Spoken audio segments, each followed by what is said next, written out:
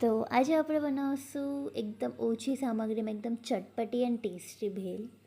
સાતમ આઠમ છે તો કંઈ જુગાડ તો કરવો જ પડે. એન્ડ મેં પોહા લીધા છે, આમાં મમરા અને સિંગદાણા. અને મારી પાસે હલ્દીરામના ચટપટા મટર પડ્યા હતા ઘરે. ચીલી ફ્લેક્સ અને ઓરેગેનો પડ્યું હતું. ચાટ મસાલો છે. આપણે બધા પહેલાંમાં ચટપટા મટર નાખશું હલ્દીરામના. એન્ડ પછી એમાં કાંદા અને ટામેટાં ઝીણા ઝીણા સુધારીને નાખશું.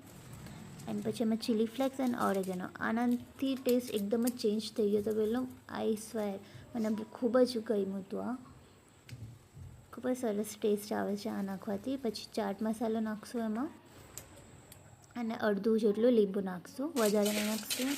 મરચું પાવડર અને મીઠું નાખશું. ચટણી પડી હતી ફ્રીજમાં ઇમલીની, તો મેં એ પણ નાખી દીધી. તો રેડી છે આપણી ભેલ.